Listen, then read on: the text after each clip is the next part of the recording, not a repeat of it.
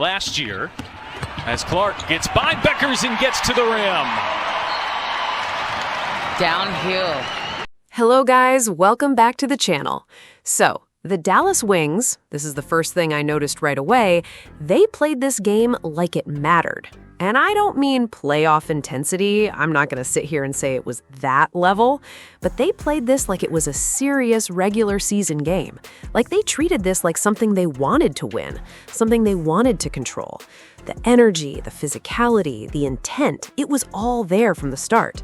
Now, on the other side, you look at the Indiana Fever, and it's a completely different story in terms of approach. Obviously, Caitlin Clark goes off for 21 points, but when you actually break it down, nearly all of that came from the free throw line. What was it, 11 of 13 from the line? So we're talking about a massive portion of her scoring coming from fouls.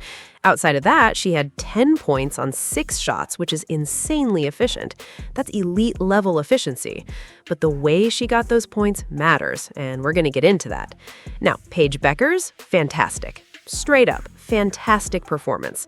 But here's where things start to get really interesting and honestly a bit confusing, because I went back and watched this again, and I'm telling you right now, the Indiana Fever's defensive approach made no sense.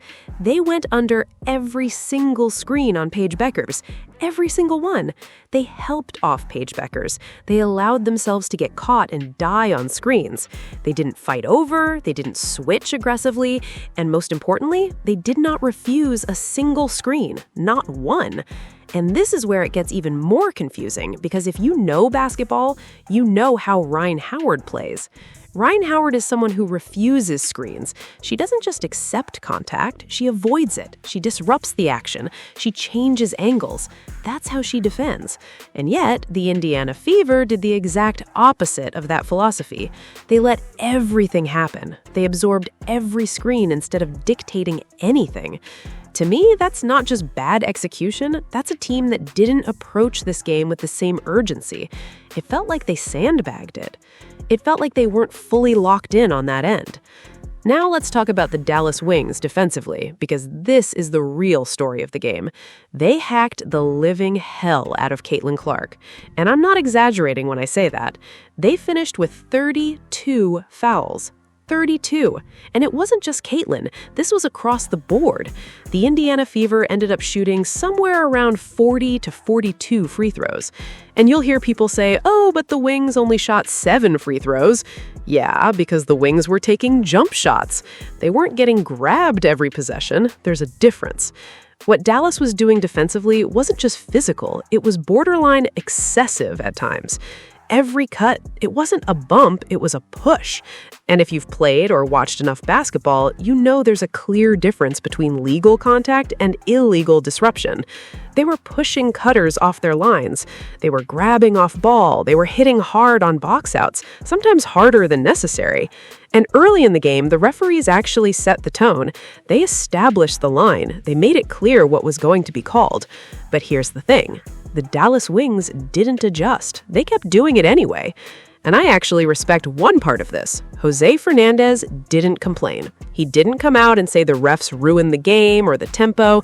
He basically admitted it. We fouled. That tells you everything you need to know. This wasn't accidental. This was a deliberate game plan. Every time Caitlin Clark didn't have the ball, there was a hand on her. Constant contact, hand checking before she even put the ball on the floor. And here's the crazy part. Most of her free throws didn't even come from drives. She had maybe one real aggressive drive, maybe one. She had 3 free throws from flagrants. The majority came from off-ball contact. That's exactly what the NBA is trying to eliminate right now. The league is clearly pushing for freedom of movement, especially for guards. And when you look at players like Caitlin Clark and Paige Bueckers, this matters even more. We could realistically be looking at the first guard MVP since Diana Taurasi, and the league wants that style of play to flourish. This is very similar to when the NBA cracked down on hand checking. They opened the game up for perimeter players. And it's not just about guards either. You're not allowed to overly rough up screeners anymore. You can't just body people on rolls and call it defense. Now you can argue maybe it's gone a bit too far in the other direction. That's fair. But over time, it balances out.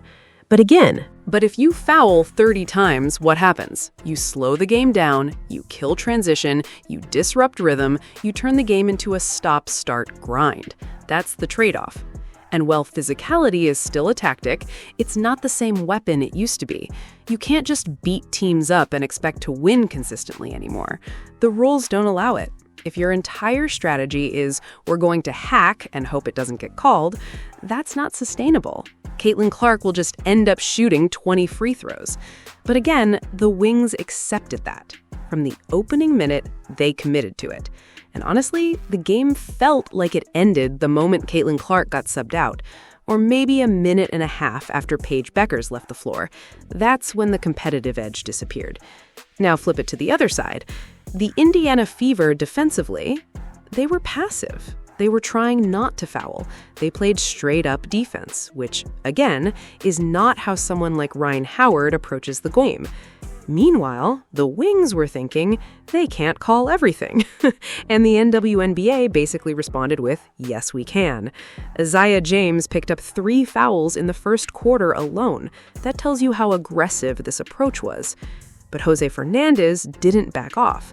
He doubled down. He said, we're not changing. We're not letting you dictate how we play.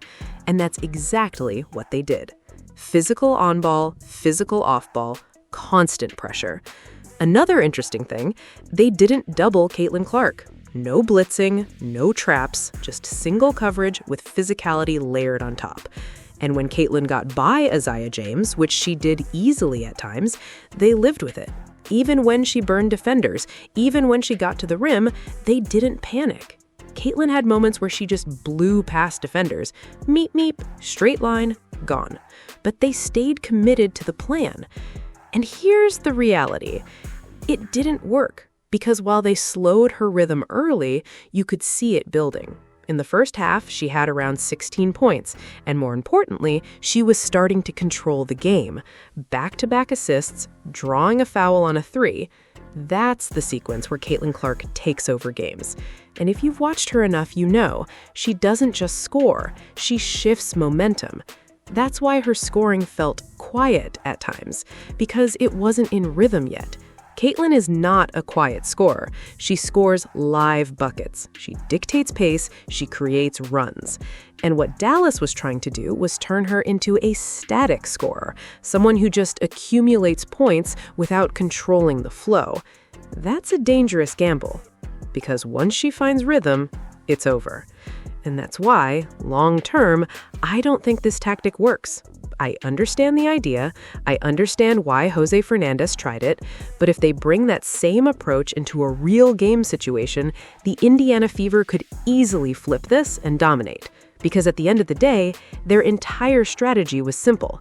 Hack Caitlin Clark, disrupt her rhythm, prevent her from creating for Kelsey Mitchell, keep the entire team out of sync.